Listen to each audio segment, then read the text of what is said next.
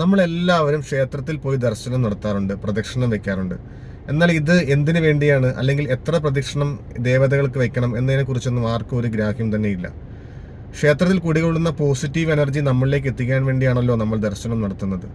നമ്മുടെ ജീവിതത്തിലെ എല്ലാ പോസിറ്റീവായ കാര്യങ്ങൾ നടക്കുന്നതിന് വേണ്ടിയാണ് നമ്മൾ ക്ഷേത്രത്തിൽ ദർശനം നടത്തുന്നത് എല്ലാവർക്കും അറിയാം. എന്നാൽ പ്രദക്ഷിണം ചെയ്യുമ്പോൾ നമ്മൾ ഒരുപാട് കാര്യങ്ങൾ ശ്രദ്ധിക്കേണ്ടതുണ്ട്.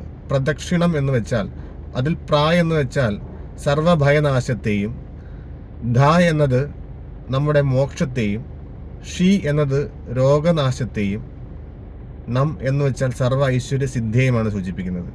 അതുകൊണ്ട് ഓരോ ദേവനും പ്രദക്ഷിണം വയ്ക്കുമ്പോൾ ശ്രദ്ധിക്കണം നമ്മൾ. അതായത് ശിവന് 3 പ്രദക്ഷിണം, ഗണപതിക്ക് 1 പ്രദക്ഷിണം, അയ്യപ്പൻ 5 പ്രദക്ഷിണം, വിഷ്ണുവിനും ദേവിക്കും 4 പ്രദക്ഷിണം, സുബ്രഹ്മണ്യന് 6 പ്രദക്ഷിണം, ആലിന് 7 പ്രദക്ഷിണം എന്നിങ്ങനെയാണ് ചെയ്യേണ്ടത്.